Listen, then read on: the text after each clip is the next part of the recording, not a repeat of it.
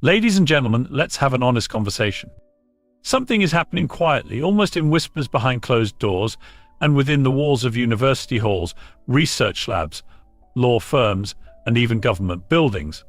It's not loud, it's not on the front pages, but it's happening. The most educated among us, the PhDs, the professors, the thinkers, the skeptics, are turning to Islam. Silently. Now, let me ask the obvious, why the silence? In a world obsessed with identity, where people broadcast every latte, yoga pose, and therapy session online, why would someone keep something as profound as a change in faith private? Because we live in an age where freedom of belief is celebrated, but only when it fits within a certain comfortable narrative. Say you're spiritual but not religious, applause. Say you follow Buddhism or practice mindfulness, applause. But say you've read the Quran, pondered its verses, and found peace in Islam. Suddenly, the applause fades into suspicion. And that's exactly why the educated keep it silent. They aren't turning to Islam out of rebellion or romanticism. They're arriving there through intellect, through research, through relentless questioning. These are people who have read everything from Nietzsche to Newton, and yet, in the end, found clarity in the words of the core, and not chaos, not dogma, but clarity. The irony is delicious. The more Islam is demonized in mainstream media, the more it's studied. And the more it's studied, the more people convert. It's almost poetic. Misinformation, it turns out, can be a gateway to truth if you're brave enough to investigate. And let's talk about modern life for a moment. We have smart homes, smart cars, smartphones, but a world full of emotionally exhausted, morally confused people. Hyper-educated, yet spiritually bankrupt. And when you've tried everything, therapy, self-help books, mindfulness apps, meditation retreats, and still feel empty, where do you go? Islam answers that question, not with fluff, not with vague affirmations, but with structure, purpose, and peace. Of course, structure is a dangerous word these days. In a culture that praises do what you feel, overdo what is right, Islam's moral clarity can feel confronting. And yet it is precisely this confrontation that the educated seek, because they've lived in the grey areas too long. They crave black and white. So yes, the most educated are turning to Islam not in protest, not for show, but for substance. And the silence? Well, maybe it's not fear. Maybe it's respect. Maybe it's humility. Or maybe it's a quiet confidence that doesn't need to be shouted from the rooftops. But let me assure you, silence does not mean absence.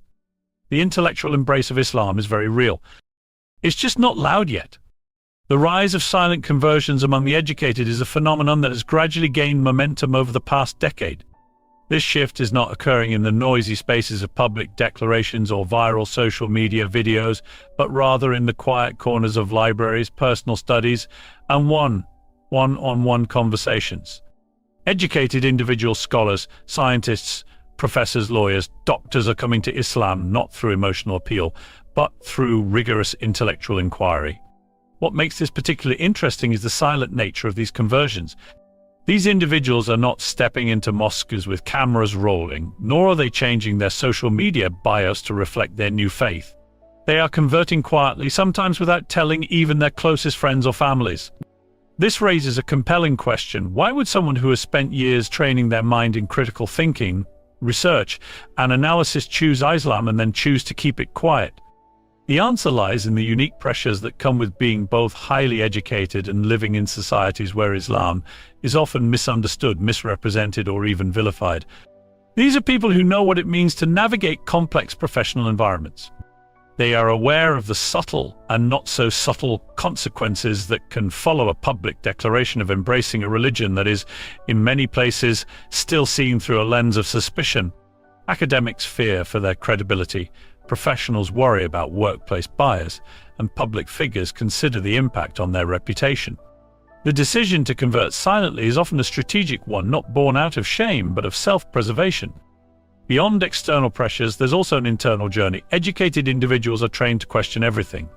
They are not easily swayed by emotion or groupthink. When such minds begin exploring Islam, they usually do so out of a curiosity sparked by contrast. How can a religion that's so often criticized be growing at such a rapid pace? Why are so many people, particularly women, choosing it despite the stereotypes? These questions lead to reading, research, and eventually realization. The more they explore, the more they discover a faith rooted in logic, structure, and balance, a system of life that doesn't ask them to abandon their intellect but encourages its use in the pursuit of truth. Once the decision to convert is made, the silence that follows is often a reflection of the deeply personal nature of that choice. Unlike popular portrayals of religious conversion as a loud, dramatic turning point, these silent conversions are more like a homecoming, a private acknowledgement of finding something that had been missing all along. It is an intimate transformation, sometimes marked only by a whispered declaration of faith, known as the Shahada, spoken alone or in the presence of a trusted witness. No fanfare, no announcement, just a new life quietly beginning. And while the world may not hear them, their silence speaks volumes.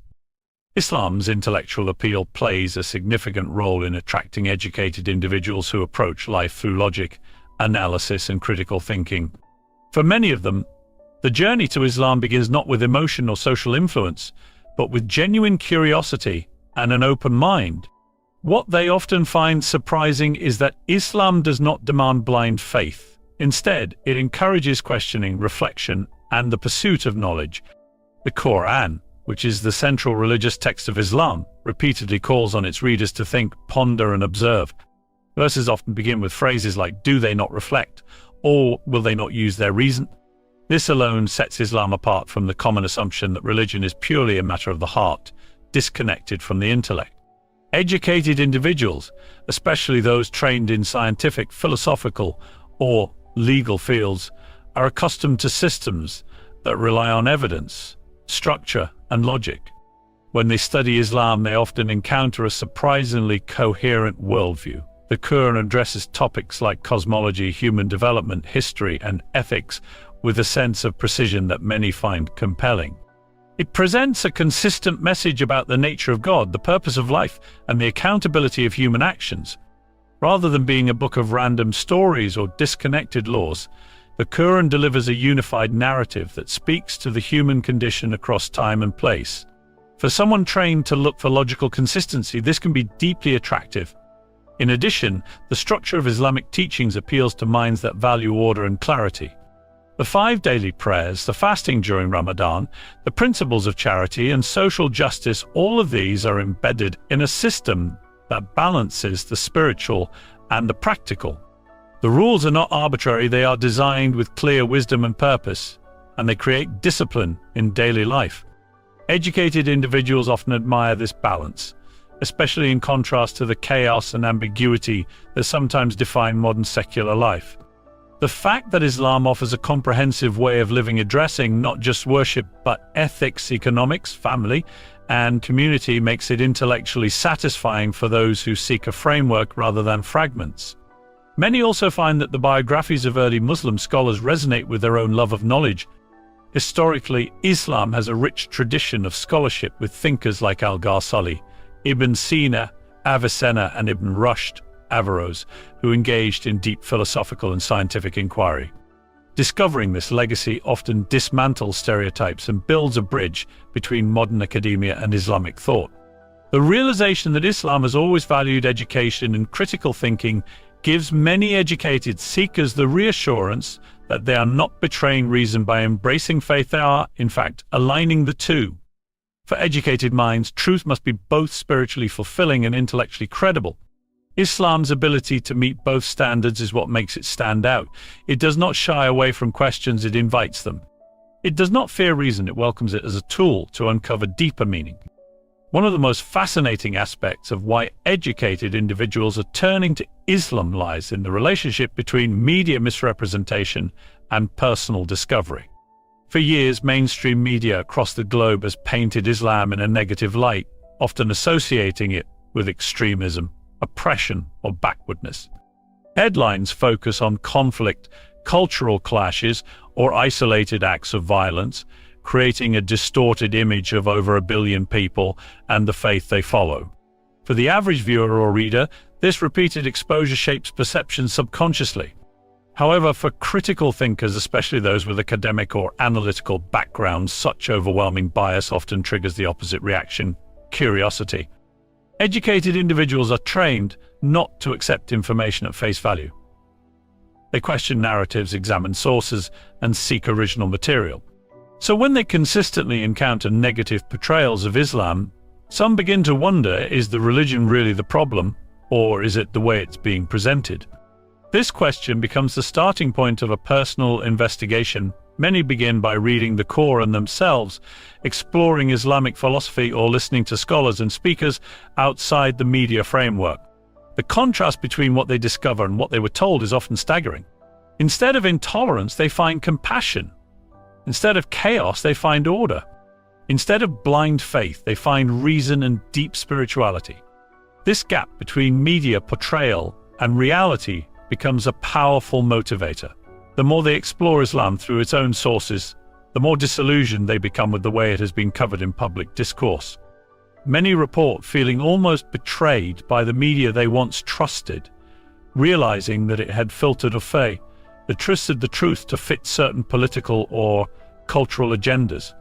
This realization not only changes how they see Islam, but also how they view society's approach to truth and narrative control. For some, the media misrepresentation becomes the very reason they stumbled upon Islam in the first place. This path of discovery is not always easy. It often involves unlearning years of bias and confronting internalized stereotypes.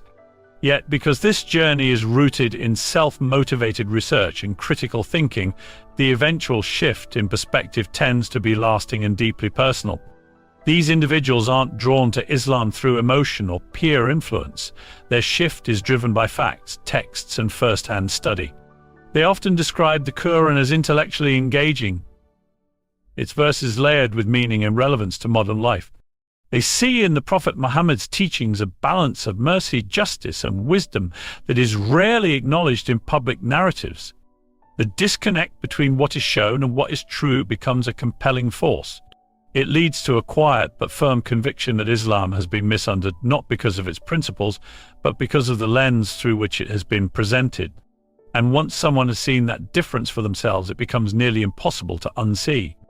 In today's modern world, educated individuals are surrounded by comfort, convenience, and access to nearly every form of entertainment and material pleasure imaginable. Advanced degrees, successful careers, luxurious lifestyles, and social recognition are often seen as the ultimate goals. Yet despite reaching these milestones, many still experience a profound emptiness that nothing external seems to fill.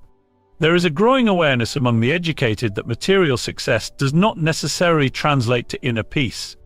This realization drives an increasing number of people to search for deeper meaning, stability, and purpose beyond what the material world offers. In that search, many find themselves drawn to Islam. Islam presents a holistic spiritual framework that addresses the human need for both external discipline and internal tranquility. It offers a sense of direction and clarity in a world where values are often blurred and truth seems increasingly subjective. For someone who has achieved worldly success but still feels a sense of spiritual homelessness, Islam's clarity can be incredibly grounding. It does not promise a life free from struggle, but it does offer a clear understanding of why struggle exists and how to face it with patience, faith, and purpose. The concept of surrendering to the will of God, or Islam itself, brings a form of liberation, not enslavement, as is often misunderstood. It frees individuals from the relentless pressure to control every outcome and from the illusion that fulfillment lies solely in status or possessions. Educated people are often more aware of the psychological toll that modern life takes. Anxiety, depression, burnout, all growing issues, even among the most accomplished professionals. They seek a way to detach from constant digital noise, relentless competition, and the stress of maintaining an image of perfection. Islam offers a daily routine that creates space for spiritual reflection, stillness, and gratitude. The 5 daily prayers, regular fasting, charitable acts, and moments of remembrance are not seen as restrictions, but as anchors that keep the soul connected to something greater than the self. Another powerful appeal of Islam is its emphasis on moderation. In a time where extremes dominate so many aspects of life, whether in ideology, consumption, or behavior, Islam teaches balance. It does not deny human needs or pleasures, but it provides boundaries that protect human dignity and long-term well-being. This balance between the spiritual and the physical, the individual and community, the rights and the responsibilities, offers a life system that feels complete and sustainable. For educated minds weary of ideological confusion and ethical relativism, this framework feels not only comforting but intellectually and emotionally satisfying. The spiritual discipline of Islam, combined with its rational worldview, provides an answer to the disillusionment that many highly educated people face. When every worldly option has been tried, success, relationships, therapy, self-help philosophies, and still the heart feels unsettled, the teachings of Islam often emerge as a final, unexpected, and transformative option. In the current social climate, where inclusivity and freedom of belief are widely celebrated on the surface, there is a notable contradiction when it comes to Islam. While people are encouraged to be themselves and express their identities boldly, those who embrace Islam, particularly educated converts, often feel they must do so in silence. This silence is not necessarily rooted in fear of the religion itself, but in fear of societal reaction. Despite all the talk of tolerance, many still hold deep biases against Islam, consciously or unconsciously. The moment someone expresses admiration for Islamic values or mentions accepting the faith, the tone often shifts. Questions are asked with suspicion, assumptions are made, and subtle forms of distancing begin to occur. For someone operating in professional, academic, or socially elite environments, this creates an enormous pressure to keep their beliefs private. Cancel culture has only amplified this trend. In an age where a single opinion, tweet, or statement can lead to public backlash, loss of career opportunities, or damaged reputation, choosing to openly convert to Islam can feel like professional and social suicide. Many educated individuals find themselves in positions where their credibility, influence, or public image is central to their success. Admitting they now follow a religion so often misunderstood and politically charged could bring unnecessary scrutiny or even outright hostility. To avoid the noise, many choose silence not out of weakness but as a form of protection. They continue their work, build their families, and live the new faith with sincerity, but behind closed doors. This silence is also influenced by the social circles these individuals often belong to. In academic or intellectual communities, religion in general is often looked down upon as anti-scientific or irrational. Islam, in particular, is singled out as regressive or incompatible with modern values. Educated converts are aware of these perceptions. They know their choice will likely be questioned not just by acquaintances, but by colleagues and peers who expect them to know better. Rather than constantly defending their decision or battling prejudices, they find peace in practicing quietly. It allows them to preserve their relationships, maintain their positions, and protect their inner peace from being disrupted by external judgments. Yet this silence is not without strength. In fact, it reflects a profound conviction. These individuals are not following trends or trying to fit into a community for social approval.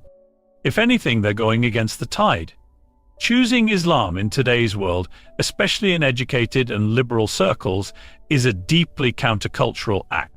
To do so silently is to prioritize personal truth over public validation. It means that the faith they have found resonates so deeply that they are willing to carry it alone, without applause, without affirmation, and often without support. In a world obsessed with visibility, this quiet commitment to something greater than the self is both powerful and deeply telling. In a world where moral lines are constantly shifting and societal values seem to change with every trend, many educated individuals are beginning to question the stability of modern ethical frameworks. The promises of secular liberalism, individualism, and moral relativism often leave people confused about what is truly right or wrong. Concepts such as family, gender, responsibility, and community have become subjects of endless debate rather than sources of certainty. For those who have spent years in academic or professional environments, watching this erosion of clarity has become unsettling. They start to crave structure not just for themselves, but for the societies they live in. This is where Islam begins to stand out in a way that resonates powerfully with the intellect and the conscience. Islam offers a clear, consistent moral code. It does not bend to trends or public pressure. Its values are not up for vote every election cycle. They are rooted in divine guidance and have remained unchanged for over 1,400 years. For someone living in a time when truth is often reduced to personal opinion and morality is relative, Islam's firm ethical stance becomes a beacon of stability. Concepts like justice, modesty, honesty, family loyalty, and compassion are not just suggestions, they are obligations. Islam doesn't just encourage these values, it enforces them through a framework that combines both spiritual intention and practical law. Educated individuals who have studied philosophy, politics, or ethics often appreciate this structure. They recognize the dangers of a society that loses its moral compass. When everything is allowed in the name of freedom, they see how communities begin to fracture, families break down, mental health crises rise, and crime increases. In contrast, Islam provides a societal model built on accountability, community support, and clear roles. The family is protected. The poor are cared for through obligatory charity. Elders are respected. Children are given rights. There's a system, and it works when practiced sincerely. Another appeal lies in Islam deals with human nature. It acknowledges that people have desires, weaknesses, and emotions, but it doesn't ask them to suppress or glorify them, it asks them to manage them. It provides boundaries, not restrictions, for educated minds tired of navigating the confusion between what they feel and what is right. This approach brings clarity. The idea that morality isn't a matter of personal convenience, but a divine trust speaks deeply to those who want more than just theoretical debates. They want answers that work in real life. Islam's moral framework is not rigid in a harsh sense, it is firm with compassion. Its laws are coupled with mercy, and its teachings address the whole person, mind, body, and soul. In an increasingly chaotic world, this completeness draws educated individuals who are searching not just for truth, but for a life built on principles that are timeless, tested, and transformative. They do not seek perfection, but they seek a path that offers direction. Islam provides that not just as a religion, but as a way of life that connects purpose with action and values with reality.